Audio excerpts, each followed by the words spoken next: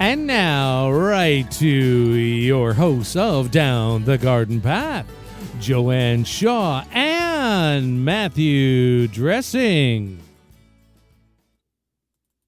Welcome to Down the Garden Path, where we discuss down-to-earth tips and advice while doing our best to help you seasonally manage your garden and landscape.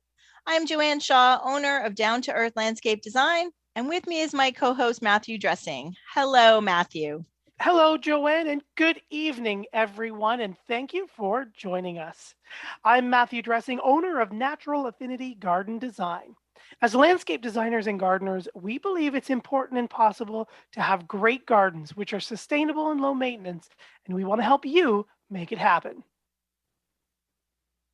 That's right. And this week on the show, we are excited to be talking to Tyler Baras and learning all about hydroponics. It's shockingly that we've had this show for this many years and not talked about hydroponics. So I'm excited to get into it with Tyler today. So for everybody who is listening, if you have questions, if you're curious about it and have some questions for us, please send them to instudio101@gmail.com. And in the meantime, let me tell you a little bit about Tyler. So Tyler Baras is the Chief Science Officer and co-founder of Area 2 Farms in Arlington, Virginia. He has a range of urban agricultural experience from homesteading to commercial hydroponics and has worked as a grower for 3 Boy Farms Incorporated, one of the first certified organic hydroponic farms in the United States. In 2015, Tyler wrote one of the best-selling hobby hydroponic books, DIY Hydroponic Gardens, How to Design and Build an Inexpensive System for Growing Plants in Water. That's quite the title, Tyler. Yeah, I know. In 2017, I know. And then in 2017, you wrote Roadmap to Growing Leafy Greens and Herbs, an educational book for new growers. And then, of course, the book I have in front of me in 2021, Tyler wrote Home Hydroponics Small Space DIY Growing Systems for the Kitchen. They're so lovely. You can put them in the kitchen, dining room, living room, bedroom, and bath. So, and there's a lot more to his bio than that. So check Tyler out at farmertyler.com. Welcome to the show, Tyler. Oh, thank you so much for having me, Joanne. Farmer. Oh, sorry, that was... Yeah, those book titles are, I get caught up on those as well. They're like 12 words long, but they got to get every buzzword in. Inexpensive, small space. Yes. All the SEO for websites, right? So anybody who's Googling can find them. Yes. Oh, that's good. Well, tell me a little bit about how you got started. Like, how did you fall in love with this way of growing? Yeah, so I studied horticulture at University of Florida, and back then I had my backyard soil garden, but then I had like a little closet where I started experimenting growing some herbs indoors. And I got really excited by just how well you could fine tune the environment and just sort of give your plants sort of a little perfect life. And yeah, just let them be all they can be, sort of give them all the food. And it just felt with hydroponics and indoor gardening, I could be very precise and maximize the plant's life. And then I started getting into the commercial side of it, so running greenhouses and growing a lot of hydroponic commercial crops in Florida, in Colorado, Texas, California, all over. But these are usually, your huge greenhouses. Mm-hmm. A lot of that butterhead lettuce, like for Whole Foods. But what I sort of was missing was, like, back when I was doing that small system in my closet, is you can do a lot of creativity when you do stuff at home that you can't really do in a commercial farm. Like in a commercial farm, it's all what's practical. This is commercial operation. This is serious. But at home, you could do, crazy things. You can build a Ferris wheel that just moves your plants around your house. You can put plants on a little train that moves around. You can really do things that are still helping maximize that plant's life, but also that is fun for you, the plant parent. Yes. And I would think commercial would all be about what's profitable, right? What you could turn around, right? I mean, it does kind of come back to that often. Definitely. Yeah. And there's some amazing creativity in that world as well. but it usually, it doesn't lend to growing some of the really unusual crops that you might want to grow, at home, and small scale. So, but I really love that world, which is why most of my books have focused on the home gardener and trying to make it really easy to do. As Matt was saying in the intro, of making gardens low maintenance, just easy. And it's one of those things I think a lot of people don't often associate with hydroponic gardening. It can seem like complicated, or like, there's a lot of gadgets and stuff, but with certain designs, it can be so low maintenance. You could touch it once every 6 weeks, and pretty much put seeds, come back in 6 weeks, and you are harvesting a head of lettuce. So it's it can really just depends on what your goals are, and how simple do you want to go. Okay, that's cool. So why don't you, so people might be new to the term. So some of our listeners might be new to the term. So what does it mean to grow hydroponically for someone who doesn't know? Sure. So in a hydroponic garden, you deliver all of the plant's food through water. Or in a traditional garden, you might mix in some compost or add some other dry fertilizers to the soil. And as the microbes break that down, or when you water the plant, those nutrients are released, and that's when the roots have access. But in a hydroponic garden, those nutrients are dissolved in water, and they're sloshing around the roots all the time. So those plants have constant access to any nutrient they need. The roots don't have to hunt through the soil to find each of these elements that they need. And it can take a lot of different forms. Sometimes it looks like a root actually just dangling in its roots in the water. But sometimes it actually can look almost like a traditional gardening pot, where it's a pot that's full of, let's say, coconut core, coconut husk, or something that has no nutrients on its own, but then you're watering the plant with water with the fertilizer dissolved in. So it could have a soil-like substrate, or it could be just water. The main point is that the nutrients are dissolved in water, and that's how the plant gets its fertilizer. Okay.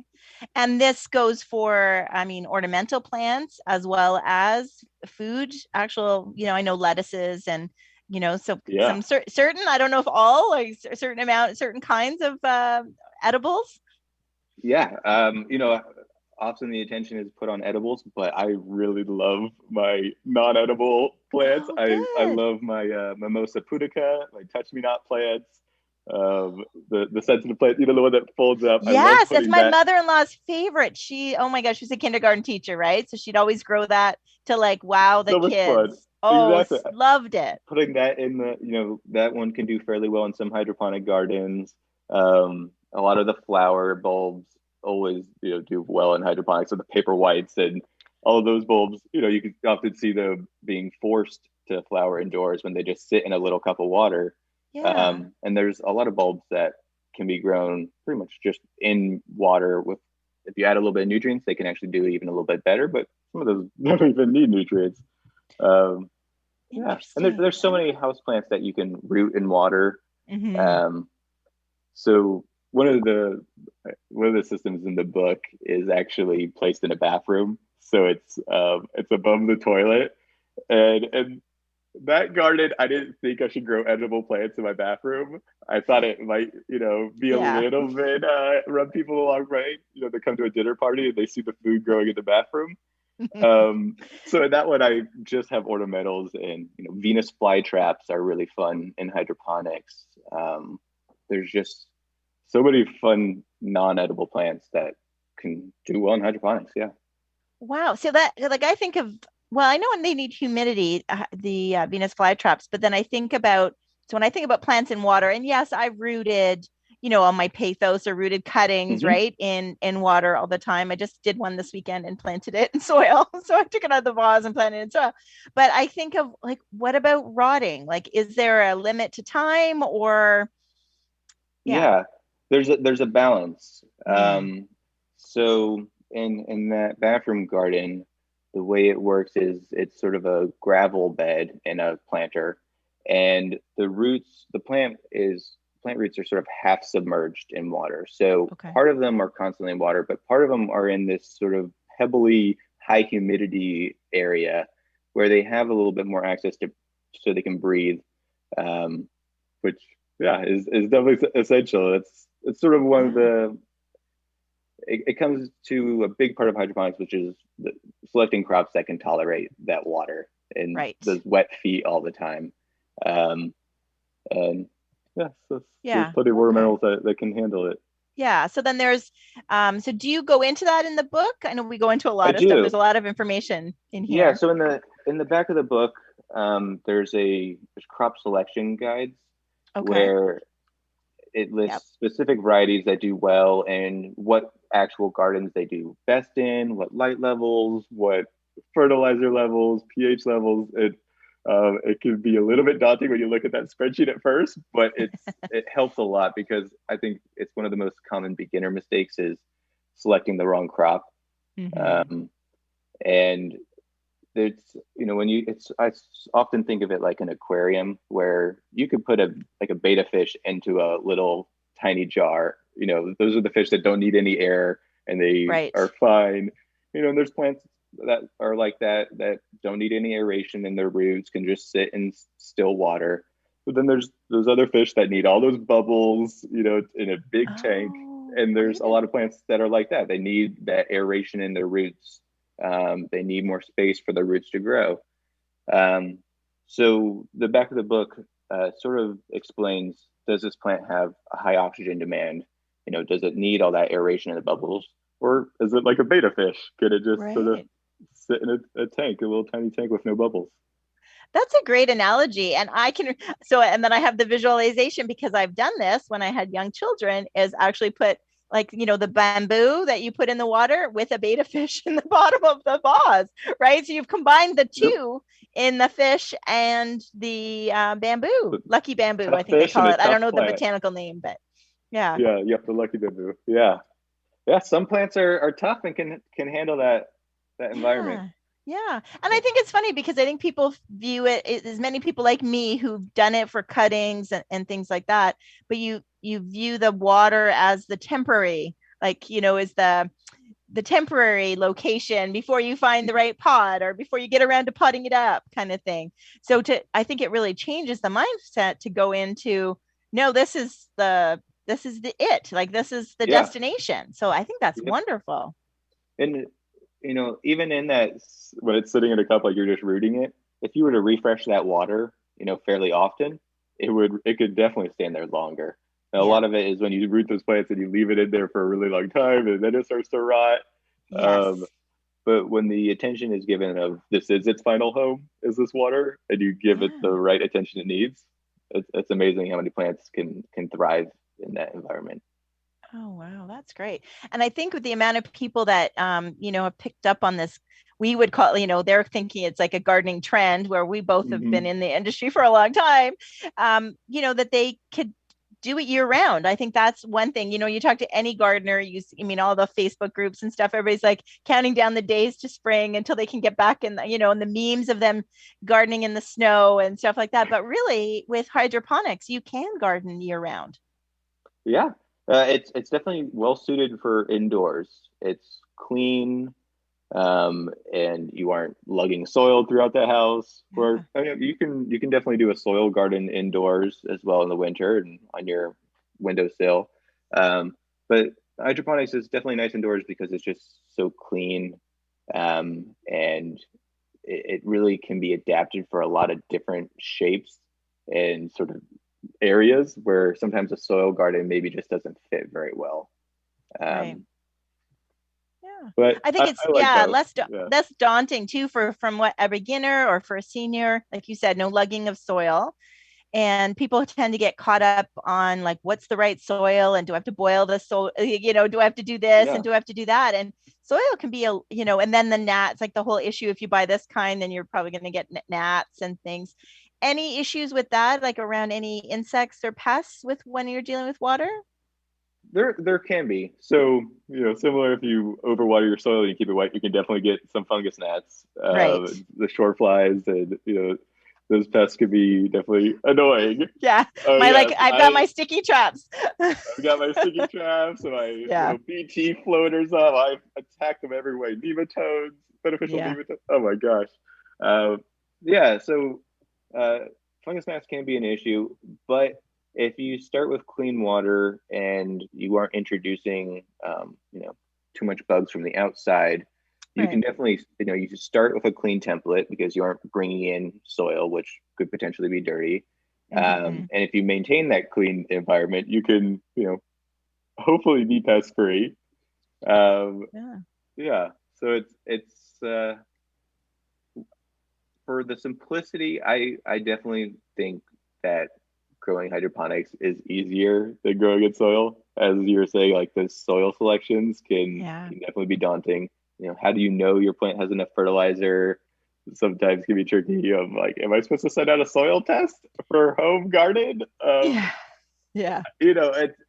But with hydroponics, if you get a couple probes, little water test, you put it in. Oh, this is the number that I was looking for the fertilizer level.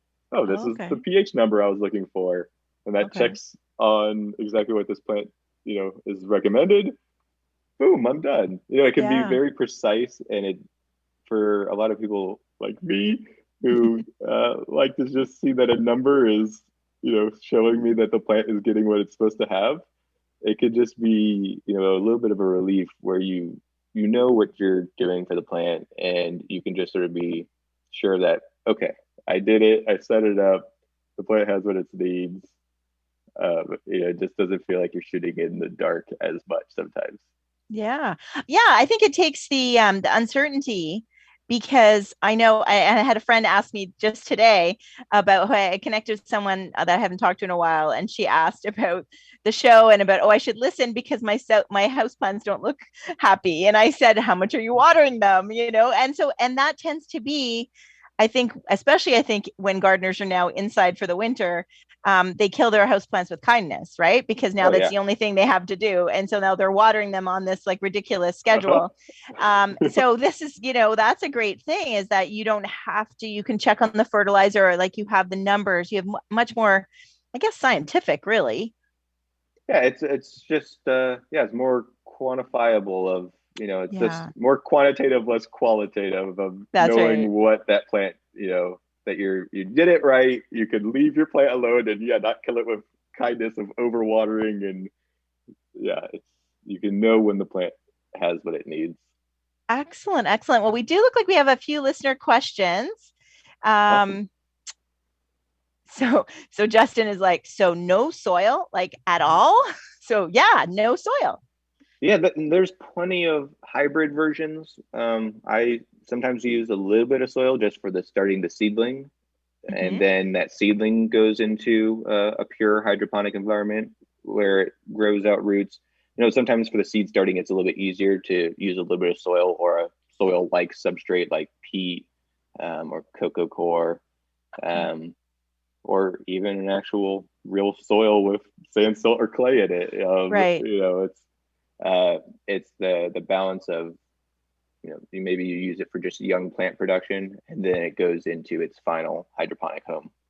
Okay. That was one of my questions. I know we have more listener questions too, but I mean, yes, are you starting the seed like in a wet paper towel or in water, or is it mostly you would start it in like you would start our regular seeds in like a seed starting medium, and then transfer once they establish roots, then transfer them to water? Yeah. So there's a lot of different ways to start seedlings for hydroponics. Some hydroponic gardens are using stone wool, which is rock wool, which is pretty much they take a rock and heat it until it's lava, and then they spin it up like cotton candy, and it looks like a fluffy rock. And it's the same thing that's sort of in wall insulation. It's that it does. It looks like in the book, it looks like green insulation, because Matthew said something about the rock, and I'm like, what? I mean, that green insulation? And he said, yeah. But it's treated differently. The wall stuff has a different treatment, so if you tried to use that, it wouldn't work exactly. Right. Yes. So this one's made for plants, and in that one you can that one's soil free, and in some gardens, like a floating raft garden, which is a styrofoam raft on top of water. You'd put this little seed plug in, you add the seeds on top, and the water is wicked up through that little plug, and you can actually just start the seeds directly in its final garden and come back in 6 weeks and it's ready to harvest. Wow. So what would that be? Like a lettuce or a spinach? Lettuce, basil, almost okay. any of your salad greens. A lot of the brassicas do well, so like your mizunas and bok choys and tatsoys and mustards. So yeah, a lot of the leafy greens do really well in hydroponics, and they go really fast. But tomatoes, cucumbers, peppers also do well, but those are getting out of your beta fish world and getting more into like your fish that needs a lot of air in its roots. Okay. So we're moving the needle on a skill level, right? Yeah, exactly. Okay. So Mason is writing in, and he says, does the equipment use a lot of electricity? So that's so lighting is also a big part of that, right? So in addition to, So there are hydroponic gardens that use no electricity. There are floating raft systems that pretty much is just a raft floating on water. One of the methods, it's called Kratky, after a guy invented it, and that uses no electricity. But I think a lot of times people will associate hydroponic gardening with indoor gardening, and in that environment where you have to add grow lights and supplemental lighting, and that's definitely where the energy comes in, is grow lights. So with a plant, there's sort of a direct relation of more light, more growth, faster growth. And there's definitely some minimum light levels you need to reach to actually get a plant that looks somewhat okay. But the one garden in the book uses actually a grow light that is powered by a USB outlet, and that's it. So it's a 5-volt USB outlet, and it's a tiny little umbrella grow light that lights up like a little tiny dish plate space of plants. And if you utilize your light correctly, and you don't want to use a lot of electricity, you can get a small grow light that just focuses on a very small growing space, and you can really utilize all that light to grow some leafy greens. But if you want to sort of mimic what you're doing indoors, where you have, your peppers, your tomatoes, you have all these plants that are thriving, then you start to get into, I need to get a $100 grow light. I need to get a $500 grow light, to really light up a 4-foot by 8-foot bed. I'm sorry if I'm talking wrong units. If I should. Yeah, no, that's okay. Yeah, we're good with imperial 4-foot beds. Yeah, we're good. Okay. Were you referring to the salad bowl? Yeah, the salad bowl. Oh my gosh! So you guys, the salad bowl project is so doable and so adorable. Yeah. It's one of my favorites. Yeah. And I think lighting has come a long way. So I know the investment in the proper lights, I think, is bigger on the investment, but really to run them, I don't know that there's a huge expense to that, right? LED lights have really changed the industry. They're very efficient. Yeah. Yeah. And it depends on your local utility costs, but when I've usually calculated how much like a certain garden would cost, like a 1-foot by 4-foot garden, it was cost, I think it was like $8 a month of electricity. So it wasn't too crazy. And it's actually possible to grow more produce in that than the electricity cost. But yeah, it's not free like sunlight. That's for sure.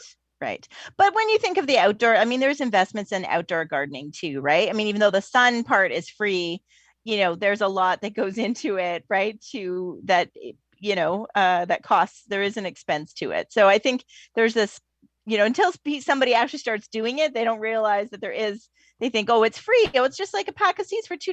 And then I'm going to get all these tomatoes. I'm like, no, there's a lot of work and a lot of money that goes into that, right? Between the stakes and the, you know what I mean? Like staking them and tying them and the compost and this fertilizer, there's a lot that goes into it. So gardening is economical, but it's not like free.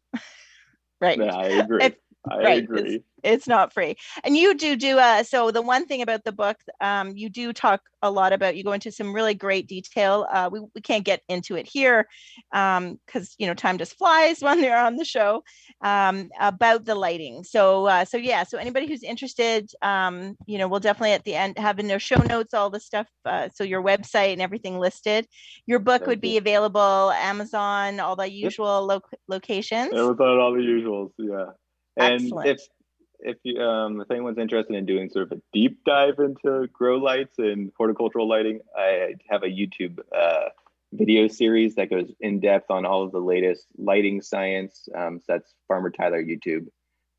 If you want to sort of geek out on how do plants react to blue light and red light and far red light, and really get into the wild science. Yeah. Check that out. Yeah, because I've done that. I've gone to, because I think I'm going to do this, and even though I don't have time, and I've stood at the store, big box store, and I thought, oh, I'll just pick up a grow light and we'll try it, right? And then I'm like, see all the different colors and go, oh yeah, no, I don't know. So I walk away because it can be daunting, right? So it can, and it's yeah, it's tricky because there's so much power and like tools that you can do when you get indoors, where you can sort of get overwhelmed by, oh man, I can do all these really amazing things. But then, in reality, you just want to start with a basic white LED light. You want to start with a simple fertilizer designed for hydroponics that is, fairly inexpensive powder, Maxi Grow, Maxi Bloom. It can really be boiled down to very simple inputs, simple lights, and really be less work than a soil garden, in my opinion. But it's, if you look at the extreme side of it, it's very daunting. Right. So that's good to know, because I think even for I'm as a garden designer, a lot of people want to start growing vegetables in a container first, right? Like the thought of a big, especially when I first started designing, nobody wanted big vegetable gardens, which is what they're wanting now. But for the most part, people wanted to start, oh, can I grow a tomato on my deck or my patio in a pot? I'm like, yes, you can. They started off small. And I think that's where they get hooked, right? So I think that's exciting to know that even in hydroponics, you can start small. You don't have to. This salad bowl is very doable, everybody. There's a lot of those lights that I'll give a shout out to Halo. I haven't tried it yet. I bought it though. The little one that's a USB light. Yeah. We all get it on our Instagram commercial ads, right? So I think there are ways to start small. So I think that's exciting. So our next listener, Paul, is saying, Paul asked about the book. So we told Paul about that, you can get where they can find the book. And then Charlie saying, so can any vegetable or fruit be grown successfully hydroponics? So you can answer that. I don't know about fruit. And any, there's a lot of vegetables and fruit, Charlie. There's a lot. Yeah, there's a lot. So technically, yes, but you wouldn't want to, because it just would be very impractical. There's in Epcot, the Disney World sort of thing, they have this one display called The Land, and they're growing citrus trees in hydroponic systems. They're growing huge plants in hydroponic systems, but it usually is just sort of it's for show and it is to look nice. The practical plants usually come down to leafy greens, your salad greens, your herbs. And while it is possible to do things like root crops, you can grow a hydroponic carrot and beets and potatoes. It is a little bit tricky and not where I'd want someone to start, because they might get, it's you grow a few rounds of lettuce and get comfortable before you maybe have your heart broken by trying to do some hydroponic carrots. Yes. But technically, is lettuce easier inside? Because outside, it bolts pretty quick. Like, I feel like you have to be I try every year and I just lose it because I'm not that attentive. I'm your low maintenance gardener and I'm busy in other people's gardens. So I would think that maybe lettuce inside might be easier. I think it is. It's so fast indoors in hydroponics, and it comes out clean. You don't technically need to wash it at all. Okay. if you want to, definitely do. But Yeah. yeah, I think it's one of the best crops suited for hydroponics. In a 1 foot by 4 foot space, you could have a couple salads every week from that. So Wow. That's pretty fast and good. productive. Yeah. Yeah, that is great. Talking about the water, so Ruth is asking, what kind of water supply do you need for home hydroponics? A garden hose, plumbing, or are you just filling like a container with a pitcher of water? That's my add-on to Ruth's question. Yeah. Yeah. So that, the simple one, like the salad bowl, just a pitcher of water. But if you have a garden hose, you can fill up a large system with that. I don't have a garden hose inside my house, Okay. but one thing I have used is a bidet hose. That one has actually done really well for my bathroom garden. It's sort of like it's a gardening hose in a bathroom. Okay, so I think it's better to call it a gardening hose in a bathroom than a bidet hose, but okay. Um, but the water source is important. If you live on if your water's coming from a well, sometimes that water can be a little bit difficult for a hydroponic system because it just has so much dissolved nutrients already in it, that it can be a little bit difficult to work with. But most municipal sources, so like city provided water, that almost always works for a hydroponic garden. Okay. Yeah. Excellent. Rain Okay. barrels can usually work. Rainwater usually works really well too. Right. Okay. So really it's not so Jake is asking if it's expensive. So really it's expensive as you want it to be, much like outdoor gardening, right? Like you can start inexpensive, and I think you've done a great job in the book at showing some simple, lower, beginner ones and lower tech, Yeah. so cheaper, to something a little bit more elaborate. Like the coffee table is pretty elaborate. Yeah, that one's pretty elaborate. It's moving Yeah. and everything. But if you wanted to build a floating raft garden, you could build a 4 foot by 4 foot garden space. Imagine this is outdoors. A 4 foot by 4 foot bed that's a foot tall. You put a pond liner in it, just like a rubber liner, and you fill that up, add some fertilizer to it, and to put styrofoam boards on top, poke some holes in it, put your plants there. And probably less than $60, you just built a 4 foot by 4 foot hydroponic garden that's going to produce a lot of salad.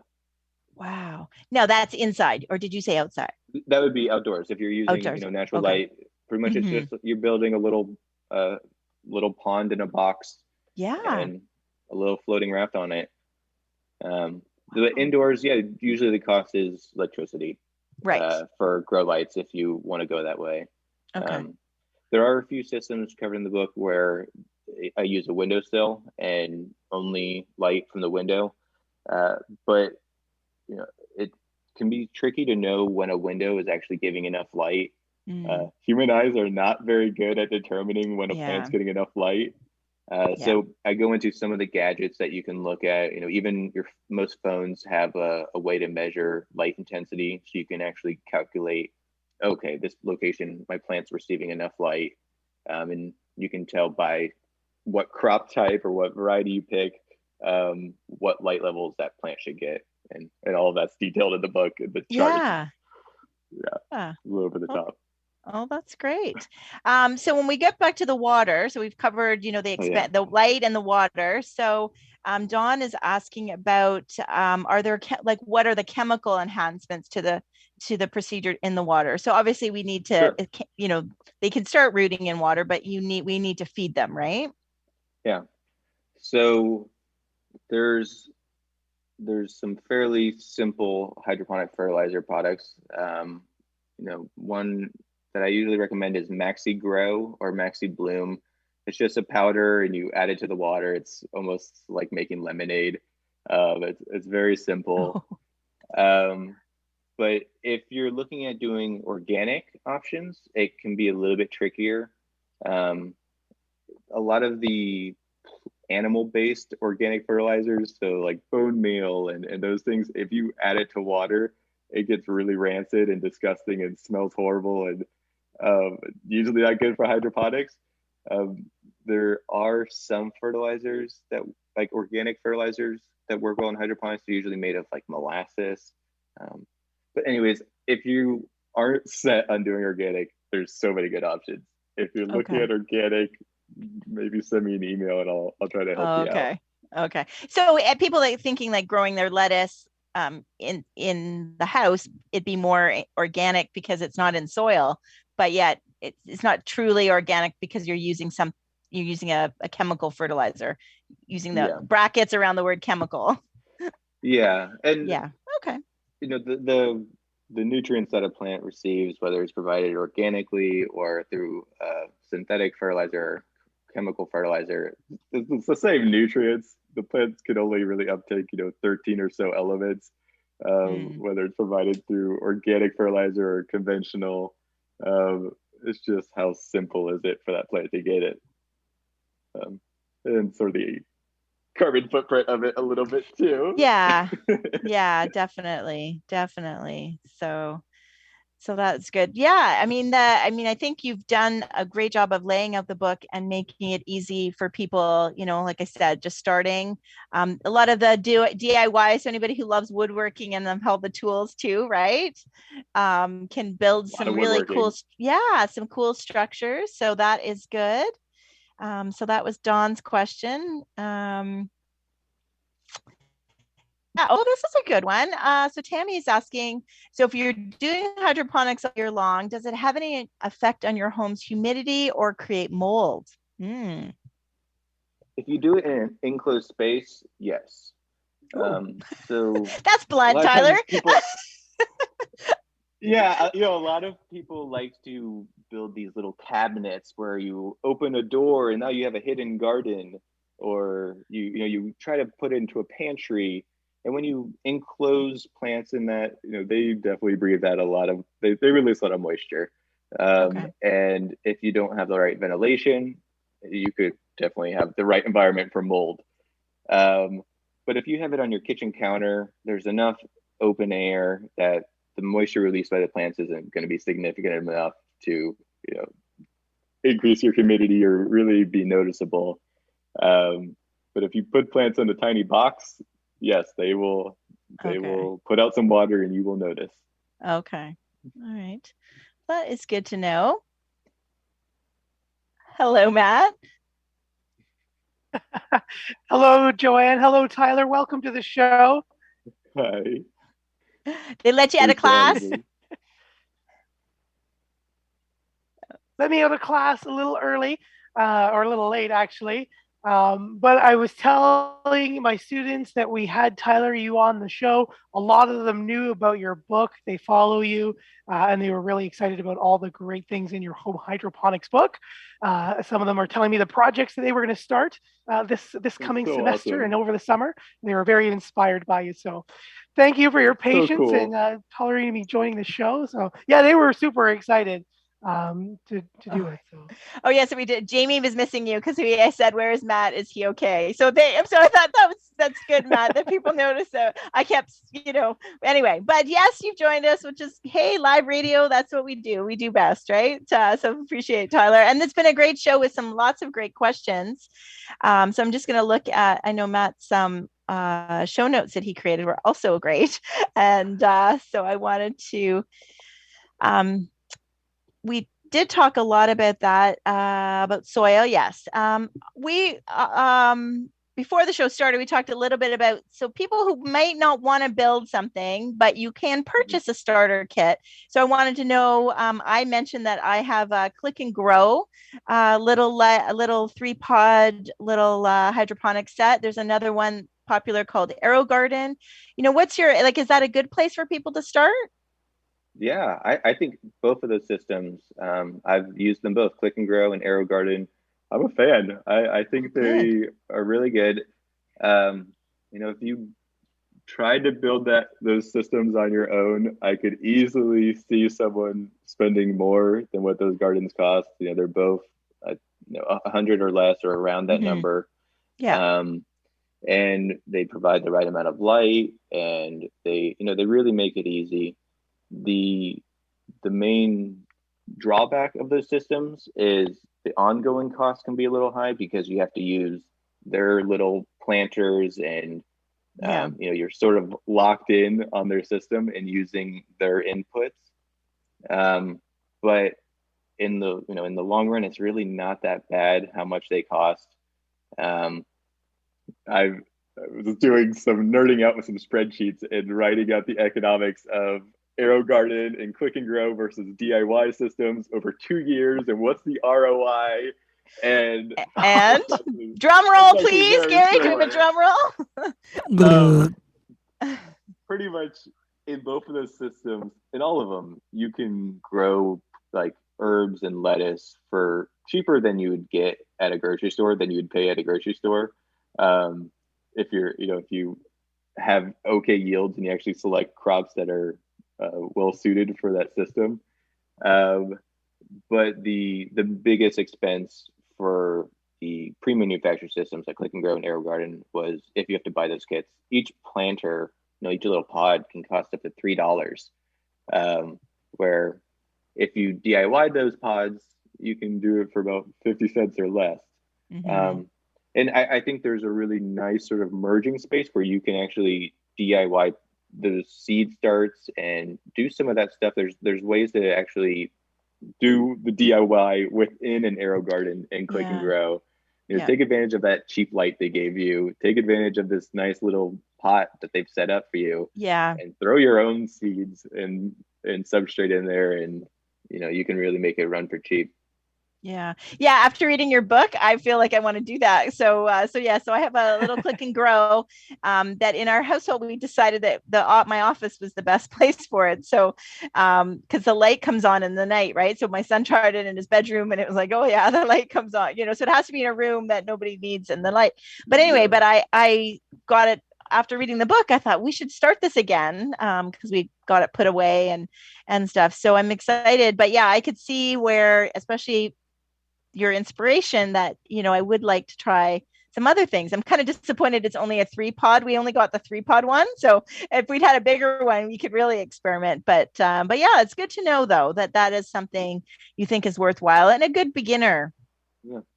Yeah, and just to, if anyone's considering the difference between the two systems, on a Click and Grow, in those pods they actually have already added the fertilizer. So all you really have to do is just add water. It's like as simple as they can get.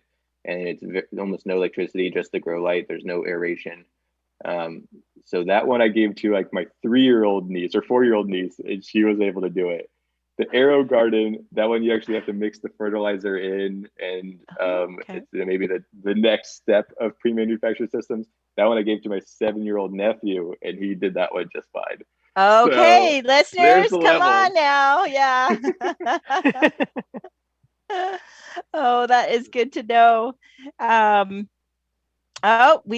was asking about this. This is what I think about hydroponics. So this is Gail. I'm listening to the show again tonight. I just love it. I grow my own cannabis.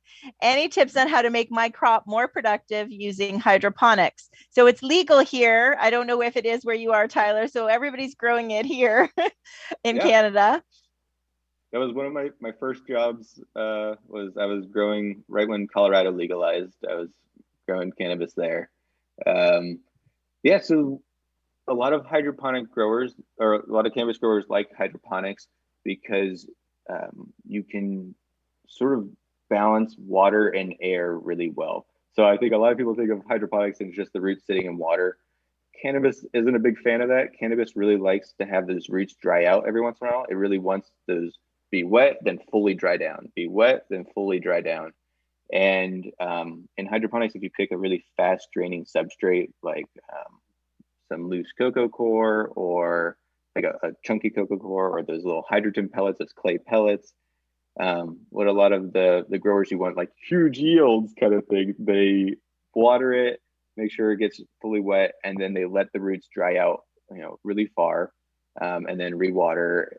Sort of what a lot of nursery growers are doing. You really want to get that good dry down, and hydroponics can help you get that sort of fast dry down, so you can get a lot of irrigation. but it's definitely it's a high intensity sort of option. So it's the balance of maybe you get 10%, maybe 10% more yield, but you're adding the complexity of irrigating really frequently and pumps. And I think for a lot of home growers, it's not worth it to try to squeeze out that little bit of yield with the extra complexity. But if you want a mad science in your cannabis grow, hydroponics is definitely a good step. Do you teach that, Matt, or do they teach any hydroponics in the course that you're teaching? We do have a little bit of hydroponic growing we talk about in the greenhouse. And we've just started a new system where we've got some tilapia fish growing in larger containers, and we're going to just kind of create that whole cycle. But we've got those clay pellets that we're talking about. We're playing with those and introducing the students to that, and some rock wool and floating plants, and yeah. Cool. Yeah, aquaponics is definitely a great intro to hydroponics. I think it's the easiest way to do hydroponics organically. So if anyone, as mentioned earlier, if you are interested in doing organic hydroponics, getting your fertilizer from fish waste and tying those systems together of aquaculture and aquaponics, that's definitely a good option. Besides looking, instead of looking at organic fertilizers for hydroponics. Very cool. Very cool. We have another listener who must have Googled you because she's not on our Zoom call, but she tells me that has anyone ever told you look like Keanu Reeves? No, I never got that one. Well, so Alexis, he was shocked. So there you go. So those are some good ones. So there you go. You can crack that up. So considering it's a radio show and not a TV show, right? So anyway, so anything else that you think we should know? We've covered quite a bit, and we had some great listener questions. And I know there's. Do you have a favorite project from your book? As we run, I know time flies, right? Look at the time, but the salad bowl, I think, is a really good one. For someone who wants a small system, it's pretty much just a tiny porcelain bowl that's growing salad, could fit anywhere. The stream of greens is probably another favorite of mine, which is just a box with a floating raft on top. Those can really be put anywhere. It is the lowest cost, lowest maintenance hydroponic system you can do, which also is probably one of the highest yielding. So if you're just looking at what's practical, I want salad, I want yield, I want low maintenance, a floating raft system is definitely the way to go. And then if you're looking at doing something crazy of you want towers and those things, there's plenty of those systems also covered in the book. I enjoy doing things that are really less sometimes about giving the plant what it wants and more just I want to do something cool because I want to look at something cool.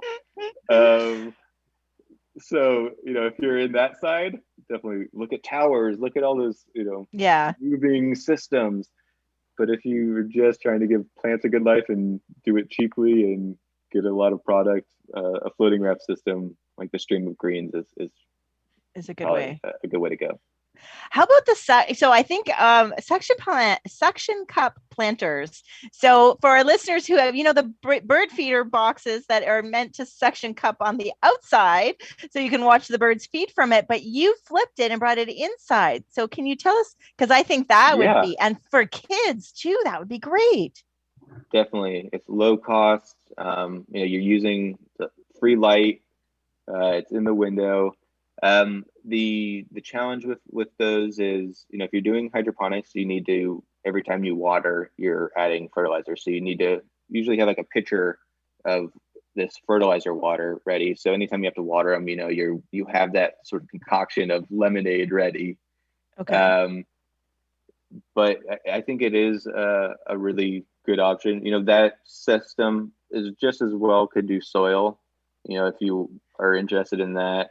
I like hydroponics for these window systems just because if you're going to drip, if there's something coming out of them, if they hopefully don't fall off your window. The suction cups, sometimes Yes. give.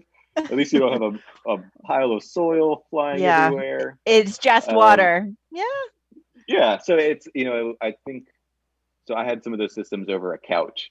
And that was why I was like, oh, this is nice. Have a little hydroponic system. Even if it falls, I can probably clean it out by couch, hopefully. But definitely less mess than a soil, Yeah. bomb dropping on the couch. Yes. My amaryllis bulb and soil fell over. Yeah. And crashed. I had like a huge one and I was just about to take pictures and I went out and ran an errand and came back and it had fallen over. So soil everywhere. So yes, that wouldn't happen if we were growing in water, right? So that is cool. And now could you grow lettuce? Is that more ornamental? Like, because I know those things aren't very big. Yeah, I usually do some more ornamental and herbs in those. Okay. So slow growing herbs and the woody herbs do really well in those. Like some thyme, and those are fun because they vine out. So you have like this, sort of drooping plant coming out of your little planter on your window, and it looks so cool. I also like to put. Do you guys know the dancing plant? I forget the names, but it moves its leaves towards the light as the sun moves. Oh, it's a telescoping plant. Oh no, I wish I remember. But that one I like to put in the window because you can actually see it move throughout the day as the leaves turn to face the sun.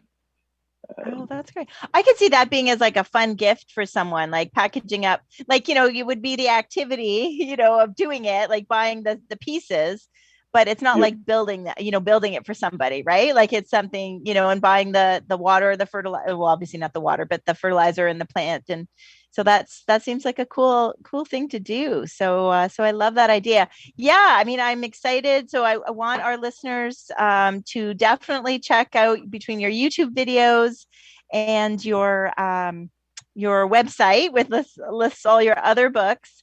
So yeah, that is great. And you can tell that it's definitely a passion for you. I love it. Yeah. So much fun. Yeah. So much fun. That is great. Before we wrap up, Matt, I don't know if you wanted to do our station ID. I did not do it at the halfway mark. Do it as like a little closer. Yes, we can do it as a little closer. There you go. Yeah, thank you everyone for joining Joanne and Tyler mainly here tonight on Reality Radio 101. I'm Matthew Dressing here with my co-host Joanne Shaw, obviously, and you're listening to Down the Garden Path. Joanne and I enjoy hosting Down the Garden Path each week, bringing you interesting and relevant topics to help you achieve a great garden. We learn right along with you from our research and from the wonderful guests like Tyler, who has joined us here on the show this evening to talk all about hydroponics in his new book, our latest book, Home Hydroponics, Small Space DIY Growing Systems. So don't forget, you can spend more time with us down the garden path after we wrap up here with another wonderful guest follow us on Facebook and Instagram at Down the Garden Path Podcast. And you can always find repeats of past shows, including this one, on your favorite podcast provider. Don't forget to hit like, subscribe, and let us know where you are. We love hearing from our guests. And you can always write us here at instudio101 at gmail.com. If you come up with questions later for Tyler or have some DIY hydroponics, we can always forward them to Tyler. Don't forget, you can check us out my way. down to my way. Yes, we'll definitely send them your way for sure. So if you're listening to the podcast and you've got some questions for Tyler, let us know in studio101 at gmail.com and he will definitely get back to you for sure. Excellent. Go ahead, Matt.